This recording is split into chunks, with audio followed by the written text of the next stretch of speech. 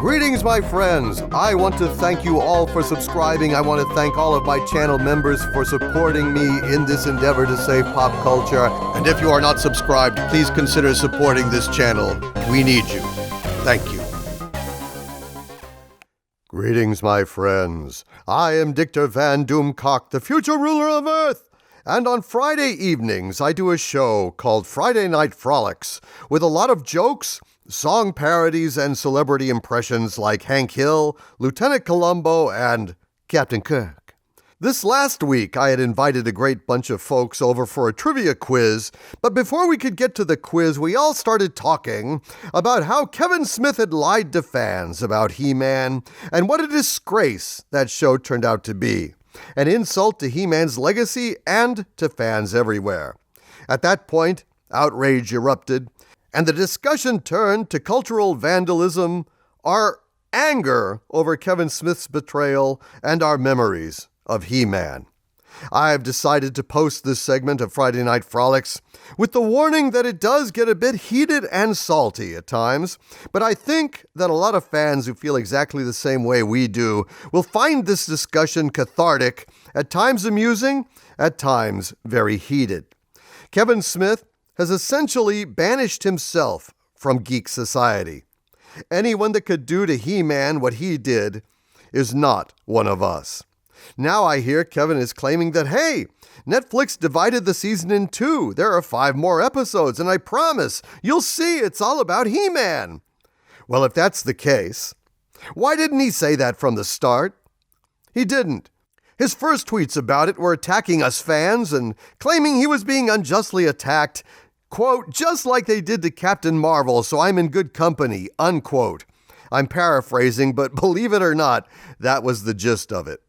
But that excuse didn't wash, so then he came up with the watch the next 5 episodes talking point, but at this point, I'm just done with it. They kill HeMan, he comes back, and they kill him again. So no thanks, Kevin. These corporations need to learn that when they kill their own characters, sometimes those characters stay dead. The fans blow them off, fleeing the train wreck and never looking back again. Enjoy this segment from Friday Night Frolics, and rest in peace, HeMan. And we've got Mexican Iron Man. Yeah. Hail, Mexican Iron Man. How are you, my friend? I know you're pissed off. Oh, that guy. How do you know? Because I saw on your Twitter reply to me that you were ranting on Midnight's Edge earlier. Andre took the. Well, you know, I'd like to think I'm one of the most positive guys in the fandom. I think I try to be. Yeah, I think you are. Yeah. I mean, I try to be, and Valliant was a witness to it. But man, I might have told Doomcock a little bit about that rant. It was epic, dude. It was epic. Andre let me off the leash, and let's just say this. You know that you and I have had some rants on this show on this night, and those are the last 2 years. Oh yeah. You have no idea what I dropped. And Andre let me go. He took the leash off and he just let me go. And I'm going to say this. I saw all 5 episodes. Oh. You have but scratched the surface. Well, I've gone as deep as I'm going to go on that bullshit. I don't have, I mean, fuck that. But you can go ahead and spoil it for us. Cause I mean, you know, that's all I can stands. I can't stands no more. And God bless you for it. Down. We've got Clobberin Times in the house. Hail, Clobberin Times. How are you, buddy? Hey, man. Good to see you, buddy. I'm feeling for all of my brothers who are fans of that the latest abomination, the latest sacrament to the altar of you know what. And I'm so sorry. Sorry. I am so disgusted. I can't even fucking. I mean, it's just fuck. You know, fuck you. You fucking like bait and switch people. You get people's hopes up. You say it's going to be a sequel. It's not a sequel by any stretch of the imagination. They wreck every fucking thing in the first episode, including HeMan, Skeletor, Mossman, and fucking Castle Grayskull itself. Fuck you, fuck you, fuck you. And on that note, we've got RM Briggs. Hello, Number Raquel, one. how are you? Hail DC, hail to the panel, and hail, of course, to my wonderful captain, and hail to the chats. Hey. I'm sorry man. everyone is in mourning because you're now watching Tila Man. I'm really sorry about that. Yeah, exactly. She-Man. She-Man. She-Man. That's what it is. It's I- She-Man. Mistress of distress. That's what it is. It's just I'm going to bullshit. argue right now on the chat that wasn't even Tila. I know Tila. I No. grew up with Tila in the 80s. That was not Tila.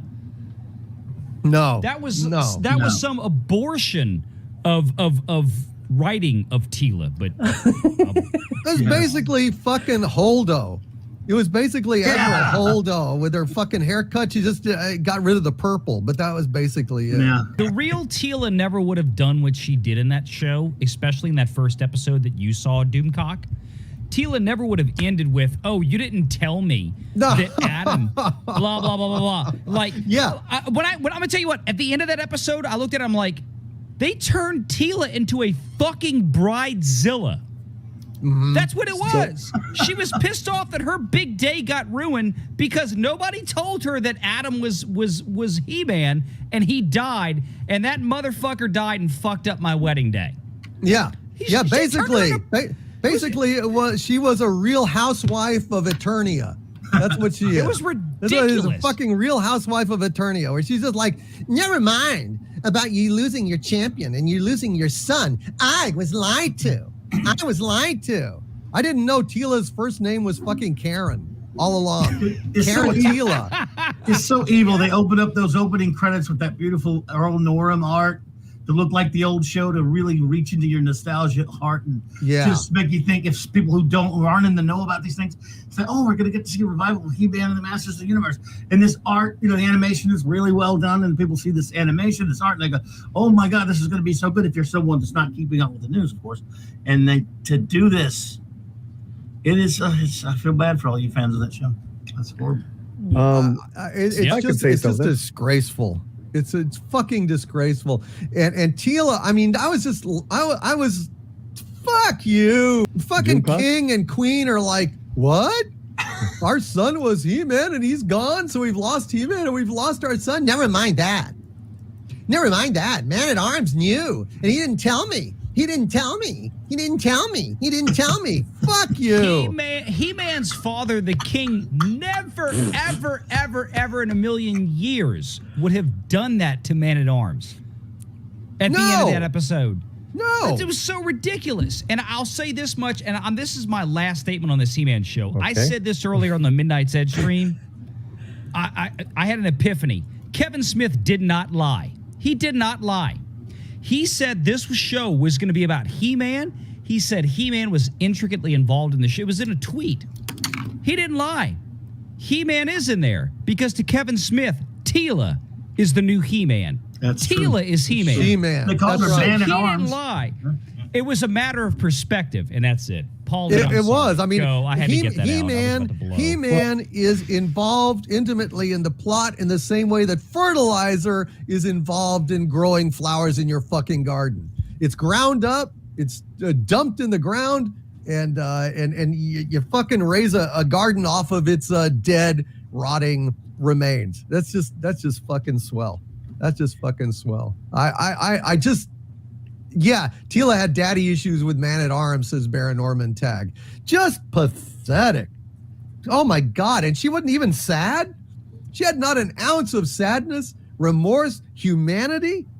Is that the Tila you knew? No. This does not sound like the show that all the little boys watched in 1981. Fuck no. Isn't that when it came out? I mean, I never watched it. By that time, I was way too old for cartoons. But I have nieces and nephews and so on and so forth. And yeah, am I right, DC? Am I right, Clobberin Times? 83. 83. Yeah. Okay, so 83. how in any way would this be like what they were broadcasting in 1983? It isn't. Not at It all. isn't. And why? And I was just like a glutton for punishment. A glutton for punishment. While I was wolfing down some food before this live stream, I watched the second episode. Yeah. And fuck me if there isn't a guy in there, except in Castle, in Snake Mountain, and they just get their ass kicked. I mean, I think they showed a flashback of She-Ra, and they had Tila, and they had some other broad tagging along with her as they go right in. They just stroll right into Snake Mountain. And just infiltrate it, and now all of a sudden it's Snake Mountain. The Borg have taken over Snake Mountain. The Borg, because it's all mechanical now. I mean, forget about DC, sorcery and magic and just shit. It's just a bunch of fucking wires and tentacles and shit. And Skeletor isn't even there. Fuck you. So if I could say a couple things, Doomcock. Go ahead. Thank you, sir. So 2 things. I got through 2 episodes, and my very loving Mrs. Slant, who is an actress in the business, amazing actress, watching it with me, she said, "What the hell was that?" Those voices are awful. My girlfriend's got a beautiful voice. Those voices are awful. This is the voices are supposed to grab you, right? Especially for normies, because she's a normie, and I'm not really into HeMan, whatever, but I appreciate it. But when she looked at the screen, she's like, "Oh my God, this sucks," she said. And she doesn't say that a lot, Doomcock, right? She's a very, very smart woman. Okay, and she gives a lot of stuff, a lot of chances, whatever.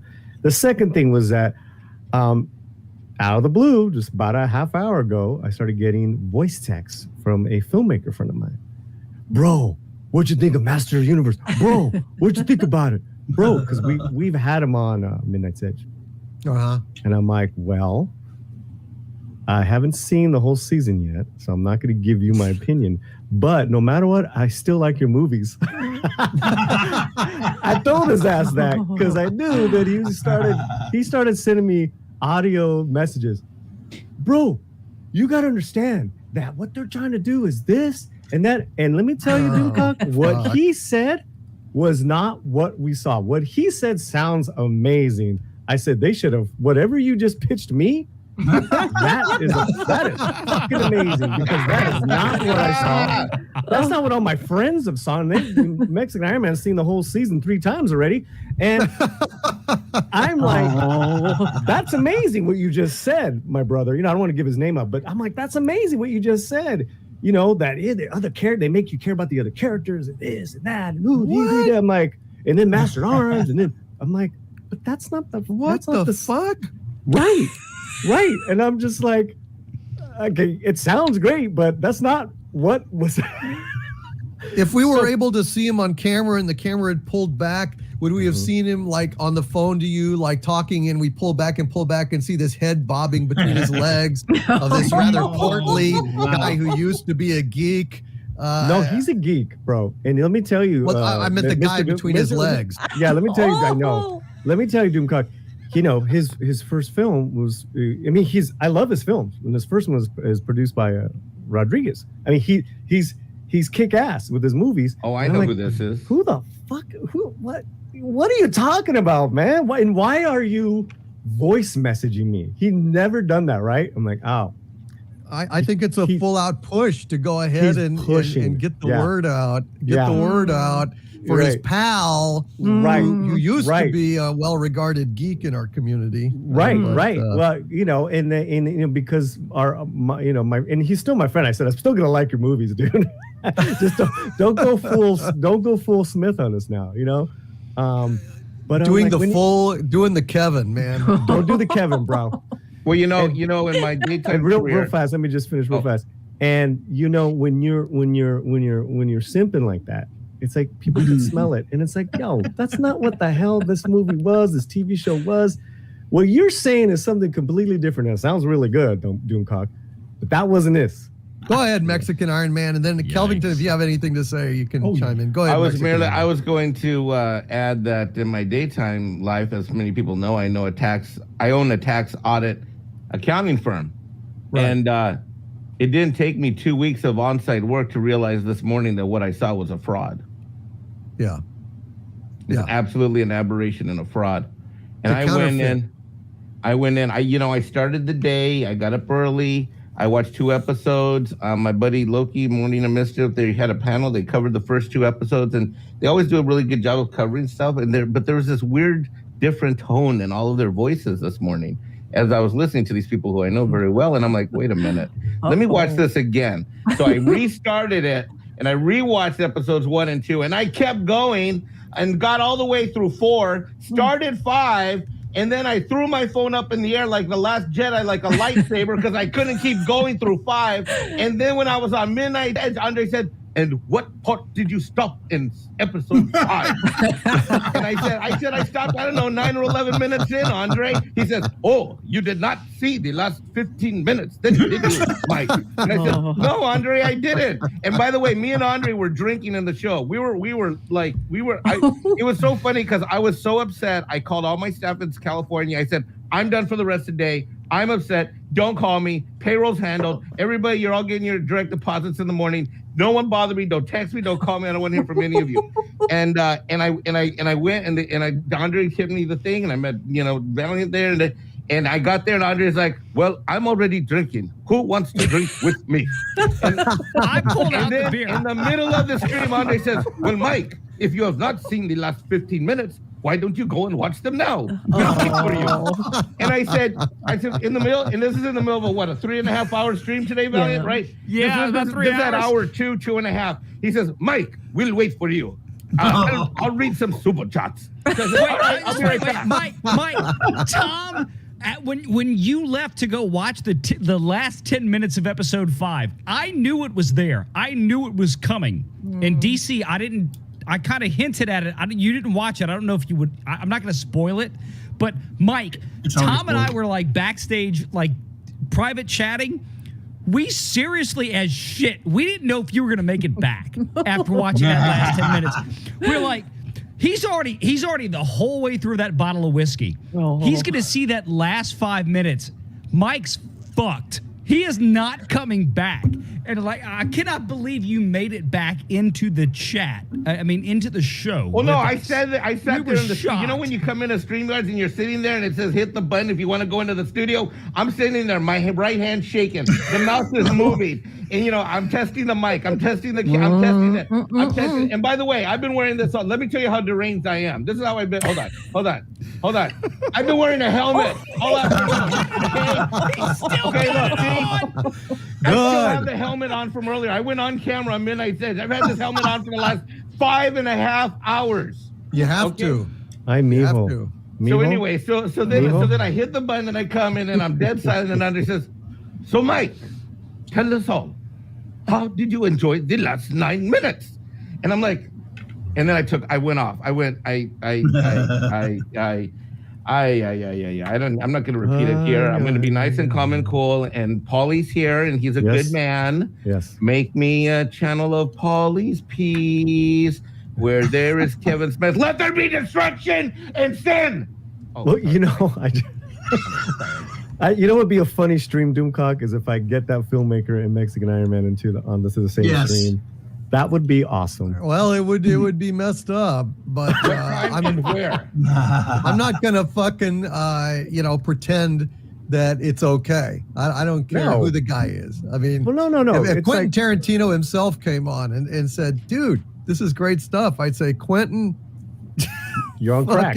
What the fuck are you smoking, dude?" No, absolutely. It's just you're at whatever absolutely. You're right, Doomcock. It's like I just holy shit. Unfucking. You can go ahead and say what it was. By the way, I'm done. I'm not gonna go watch this shit anymore. Yeah, everyone's been saying it. Point? Everyone knows what happened at the end. What? Oh, I did have a question. Were there messages at the end? Because my credits always skip quick. At the end of the credits, was there the message? No, no Scheimer doesn't do the show anymore, so no. No, there's no ID or no like, "Hey kids, stay off drugs." The message. Oh, you mean like the there. HeMan thing? Because message? time there was a message at the end. There was a message. chat. The message was frack you, everybody who liked this property. Frack everything that's important Okay. to you. That's Frack the you. message You I know got. what? You know, frack you and your little 8, 9, 10-year-old self that's inside of you that used to play with these figures, and frack everything that was once important to you that made you have friends when no one else was your friend, and you found common ground on the HeMan universe when no one else would want to play with you. That's where you became friends with everybody, was through the HeMan universe after school, Monday through Friday, every day at 3:30. That was it. That's right. That's I right. love you, Mike. Doomcock. Well, there was. I can tell you what the end dedication is. There's a little like dedication comes up to the very end of the last episode. I haven't seen it, but I know it's there. And it says, "With love and respect, this series is dedicated to all you boys out there who used to shove the He-Man action figures up your ass." That's what it was. Yeah. Yeah. If you used to shove Ay, ay, ay. He-Man action figures up your ass as a kid, you're gonna feel right at home. This is the show for with you. this That's series. right. All you guys that used to shove He-Man figures up your ass and Richard Gere with the gerbils, you guys can go home tonight and be in the same club. I mean, you know- congratulations. Wow. I mean, all jokes aside, it's just, those first 2 episodes, Doomcock. I mean, everything was bad and it was boring and it was boring. It sucked. And it's You just guys like, got off easy. It got worse. yeah. And so, like, why would I want to watch the rest? You know, to my friend, I'm like, I mean, it's like that was enough for me. I mean, I watched one more just because, and I got to see the Borg in Eternia. I got to see the Borg on Snake Mountain, which was just Thank stupid. you. I don't know what Thank the you. fuck I said that the was. same damn thing. Well, It's like, since you're from Texas, my overlord Doomcock, and Paulie, you have hailed from where you're Los Angeles now, Austin, Texas before, and you are the great Latino Slant. It's important for you to know that you guys missed in later episodes Poncho the robot, who was who was the cyborg with a RoboCop head, and he was wearing literally a poncho. I mean, a poncho. Now, I don't know why. I'm he's guessing right. it was He's right. He's not lying. Valliant, when I start lying, you stop me. Now, I don't know why Poncho, the Hispanic silver robot, needed a Mexican poncho, but he had one on. And when he took it off, guess what he had in his chest, my lord? He had a freaking copy arc reactor. Now, if you know what, my phone didn't ring that said Mexican Iron Man is invited to be in She-Ra, mistress of the universe. So they have Poncho the robot with the RoboCop head, wearing a serape, and underneath there he's got an arc reactor in the middle of the chest. Valliant Renegade, true or false? What say you? No, it was true. And even Mike earlier, did I not say on the Midnight's Edge stream about the final scene when I made the joke and like, did you not see Lorena Creole almost fell out of her fucking chair when I said it? I'm like, this whole thing was an amalgamation of other films and intellectual properties like little member berries everywhere. The last scene where Skeletor raises the Sword of Power, okay, let's spoil it, because he kills He-Man a second time, and he raises the Sword of Power up, and it's the scene, it's the same thing. Voldemort breaks into Dumbledore's coffin, pulls out the Elder Wand at the end of the first part of the last Harry Potter movie set, the 2-parter with the Deathly Hallows, raises it up and the lightning comes down and blah, blah, blah. That's the end of the movie. That's the end of the show. It's the same thing. Everything was a goddamn member berry from some other IP. And there's also exciting news, which also Paulie and our overlord didn't see in the later episode. Thank God they missed it. But obviously I wanted to heat up a hot iron and just put it on my forehead all afternoon. So basically there's the part where they have The Walking Dead when all the zombies attack. Oh yeah, yeah. And good news. Mikey Spock, aka Burnham, plays a prominent role in this entire series. Am I right or am I wrong, Valliant Renegade? Isn't Mikey Spock in the whole thing? Oh my God. Yes, yes, yes, oh my yes. God. Mikey Yes. Spock, Michael. Yes. what's with the with that haircut? Don't haircuts aren't they fads? I mean, how is that haircut? I don't know. Do they have those in LA? Are they hot in LA? Because all these people are doing this are in LA. Is this a hot thing in LA? It's actually Well, a you can trope, see- and it's called a delinquent cut, and it's a Right. very old trope, and it's a What's very its origin? tired trope. What's its origin? Its origin is when in like girls get lied Vikings. to at funeral. That's what it was. its origin is like in so when you look at like Viking warriors, when you look at Mohawks, Mohawk Aboriginal people, you're seeing this delinquent haircut. So the delinquent haircut is usually a relaxed mohawk or a resting mohawk, and it usually has lots of different colors. And the thing is that in many cultures around the world, of course, when you shave your head, there are a lot of religious rules around it. There are a lot of cultural rules around the way you should look. Just look at North Korea and other countries like that, and even in our country, right? In our countries. So yeah, delinquent haircut, and it is a trope involving a relaxed mohawk, and dyeing your hair a color that it would not be natural. Well, can I give you a little perspective on, because I've seen this show like a couple weeks ago, so I had some time to think about it. Oh, okay. And you didn't warn us, Kelvington? No, I talked about it on Sunday. On Sunday, I said, I'm friends with this guy. I'm not going to say anything bad about him personally. Yes, and just like I would never say anything bad about Doomcock or anything here. But here's the thing I think a lot of people didn't get, and I've had a couple weeks to think about it and do a little editing and playing, which is, okay, we have an hour and 40 minutes of HeMan cartoon. And the first 20 minutes is the last 20 minutes of Wrath of Khan, because you have a good guy who sacrifices himself and a bad guy who dies. The remaining hour and 20 minutes is the search for Spock.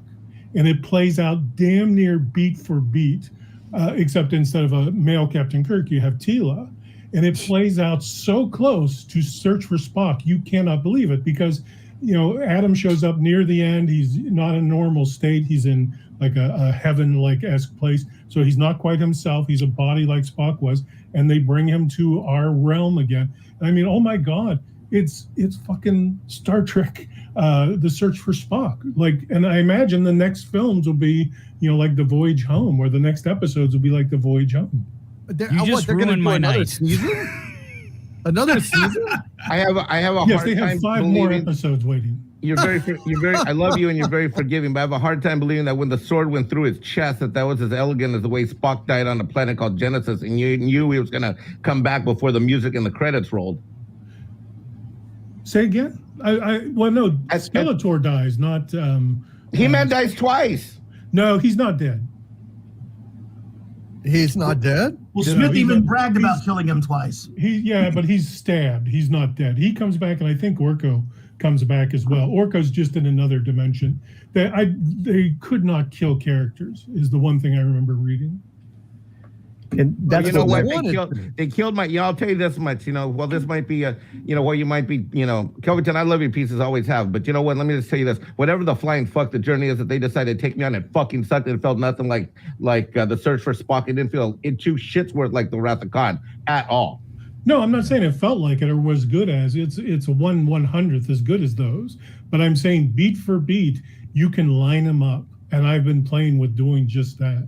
And they're just a lot of cool.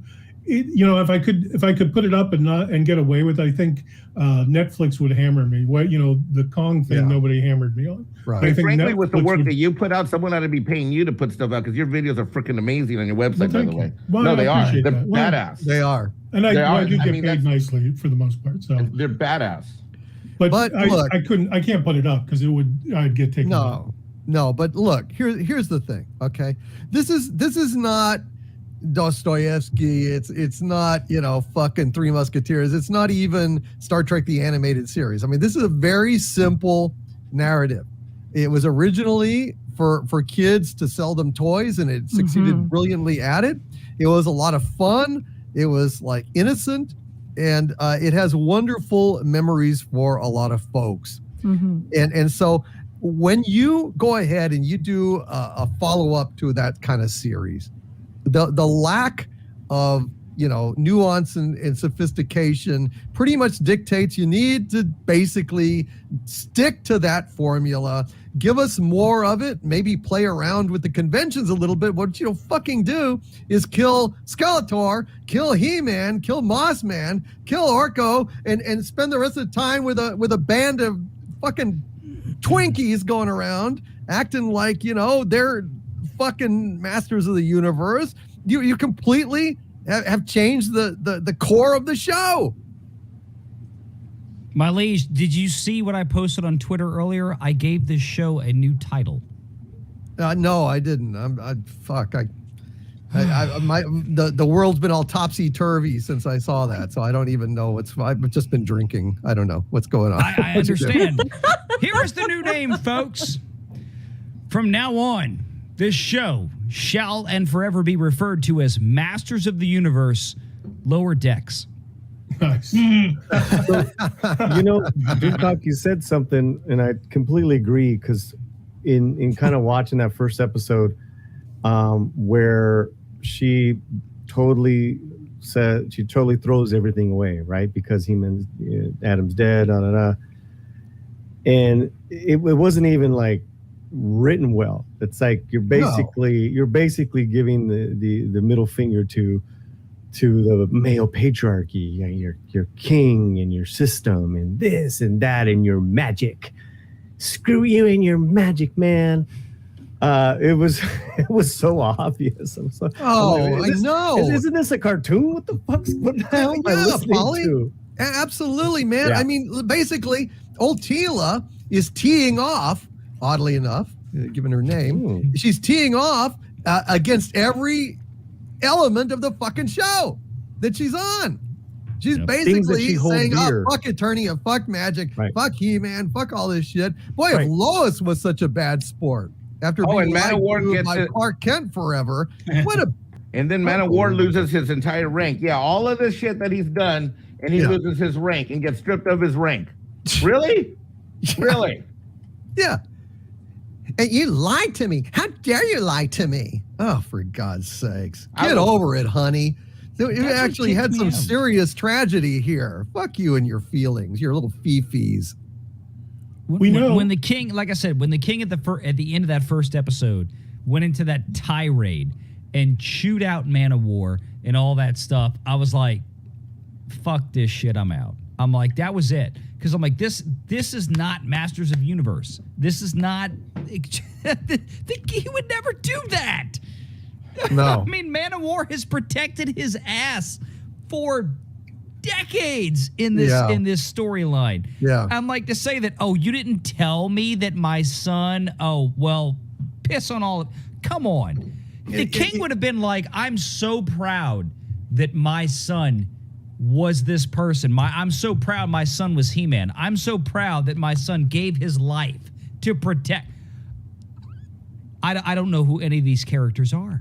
Call me. I said this earlier on the earlier stream with Andre and Tom that I thought I'm so dumb and thinking like I was all excited. I actually thought the name Revelation was going to be that his dad found out and there was going to be that heartwarming storyline. Right. And I felt, I mean, don't get me wrong, there was nothing to suggest that in any of the episodes, but just knowing what I know of the lore and walking into it, I said, I'll bet I know what they're going to do. This is going to be the revelation where his dad's going to find out and he's going to be proud of his kid and da-da-da-da. And I'm sitting there watching like, that's not ever, no, And I felt like a freaking idiot for even thinking that could be a possibility. I felt like a freaking idiot. I know, man. I've seen more emotion in fucking, video game cards, honest to God.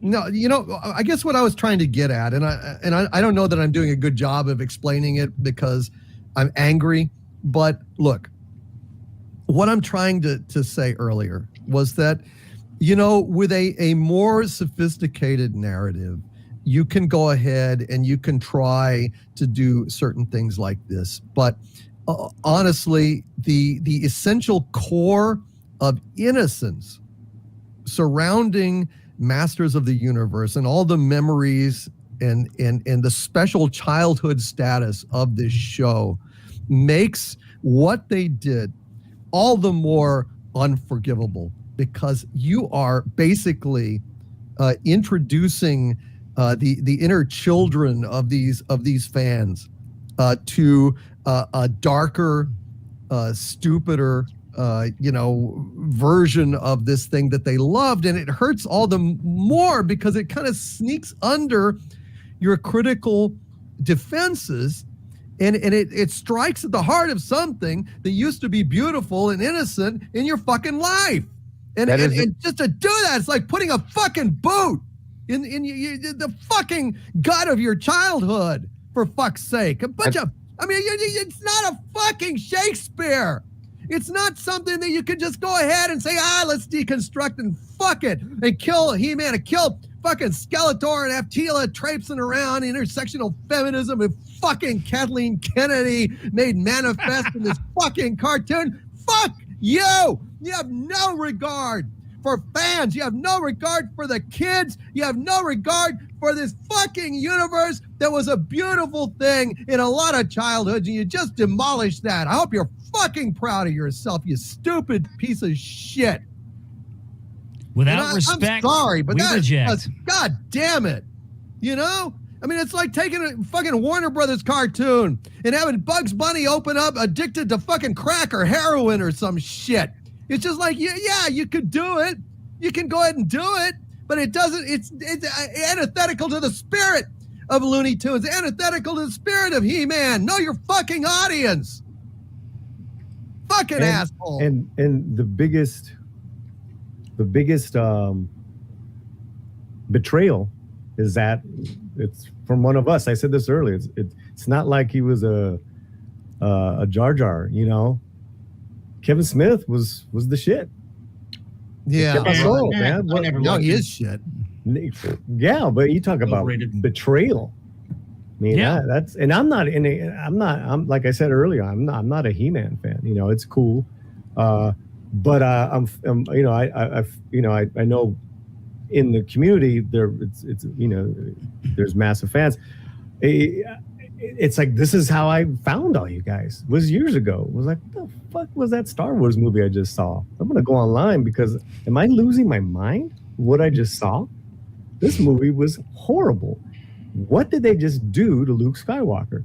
And I found you, and I found Jeremy, and I found Gary, and this is the first. I mean, this is big. But in many ways, this isn't a core like of innocence. That's what it is. In many ways, this isn't like Star Wars at all, though. This is, I feel sorry for young men who grew up watching He-Man, because it was very obvious in recasting this, and rebroadcasting this, and making this new iteration of He-Man. They weren't just appealing to adult men, they were appealing to children. And so it was supposed to be for the next generation of young boys. And it was also supposed to, I'm assuming, since this is the demographic and the psychographic, an opportunity for men who have children that were the exact age they were, for them to sort of bond over this show. And now that opportunity is gone. And so I think it's rather sad, because, you know, a lot of people go back and forth on the politics of things we like in nerddom and in geekdom, but this was actually a really special thing for male viewers to bond with their kids over, and I think it's sad. I think it's a huge loss. And respectfully, I think that I wouldn't compare this to any of our other nerd and geek stuff. I think this is very special, and in that very way, I also think that it was especially cruel. And it's sad. I feel bad for young men, because this could have been something special and wonderful. I don't want to go head to head with you, but I took my young cousin when he was a little boy, and we shared the special edition of Star Wars, so we can go back and forth. It's a betrayal. It's a betrayal. Yeah. I get it. All right. Yeah. I get it. It's just, you know what I mean? Like, what's the psychographic and what's the demographic, though? When you look at Star Wars, you're really looking at, cradle to grave sort of watching, because people just absolutely love it. But for He-Man, wow, that's a pretty tight little window of a very young boys who, and like Doomcock was saying earlier, where this was launched off of selling these toys, and little boys would watch this in the afternoon, and then they would go and get their little figures, and they would pretend together. And so I guess what I'm speaking about is the fact that I think a lot of dads with kids that are the exact wonderful and tender age, they were missing out on that opportunity to create that magic with them in an intergenerational way. And now it's going to be used for identity politics, for talking about sexuality, possibly politics, or, you know, any of these ideas that they're trying to put in all of our entertainment now. So, yeah, I just not to go against what Paulie said. That's not my intention. It's just basically actually to echo and amplify how rotten I think it was to do this to this very niche market who watched this cartoon. Raquel, that you make hit the sense? nail- Yeah. you hit the nail on the head for me, and that's part of the Great point. reason I watched it. Is that I was every Sunday I watch stuff with my kid remotely, who's up in Connecticut. I'm down in South Carolina. Yeah. And I actually wanted to check this out before then. You hit the nail on the head. Doomcock, you remember how Star Wars was dead to us, and then The Mandalorian Season 3 came out, and it lifted us up from the depths of hell. And you and I were on this show, on this channel, and we were crying of love and happiness and joy. And I unpacked my lightsabers that night after the show, and they were up in storage.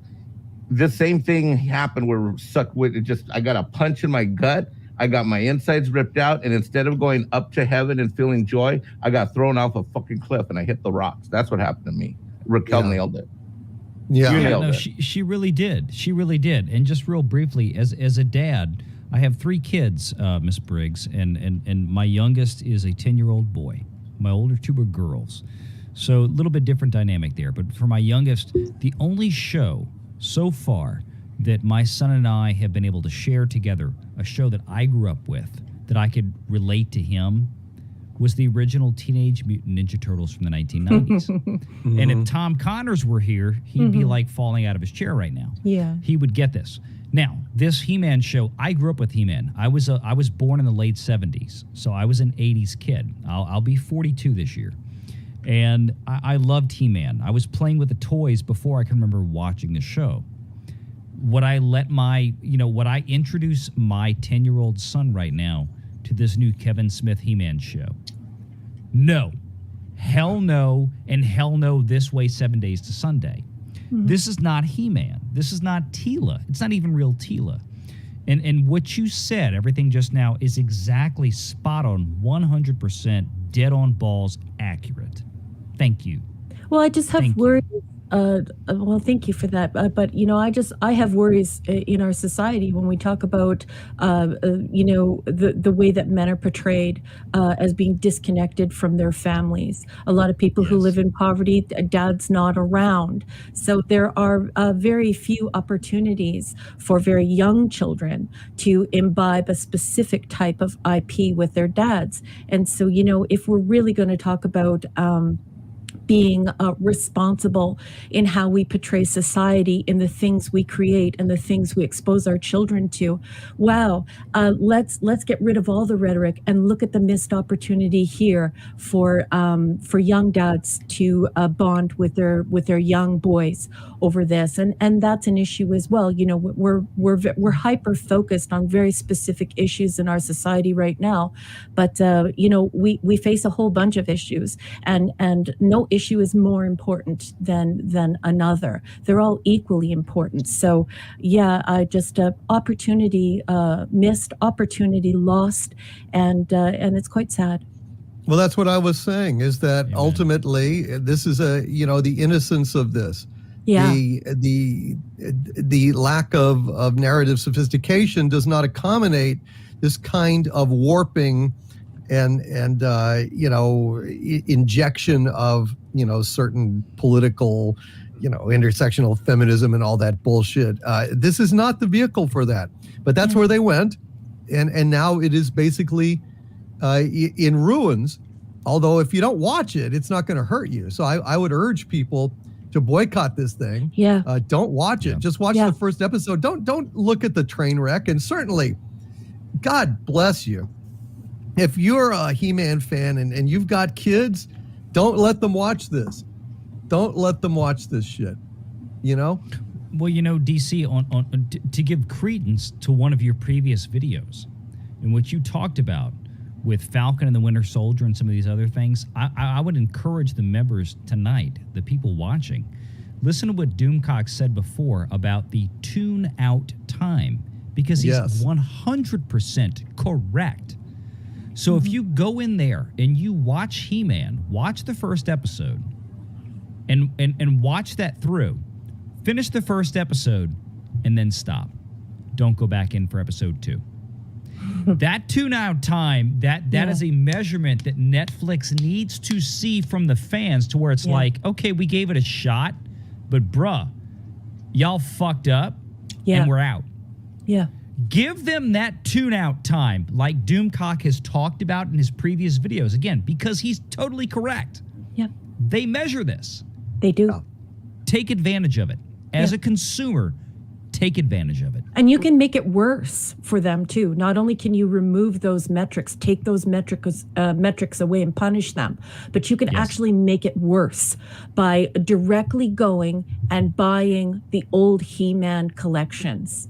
Yes. You would not believe how troublesome it is for them when their new product isn't launched, and it forces true nostalgia where people go and buy physical media and imbibe the original product. If you really want to stick both your middle fingers up at this, the best way to do it is exactly the way Valliant Renegade described, but I would make it worse by going and getting that physical media, the original gangster physical media, and that's really sticking it to them, really teaching them a lesson. And RM is right, because even Andre and Tom talked about this. You know, Mattel is the one that's behind this show. Mattel only has about 18 months left of exclusive rights to this intellectual property. That is why this show is coming out now. They're putting this out now to drive the toy sales. So bear that in mind. Right. Well, you're not going to make many toy sales with this bullshit. No.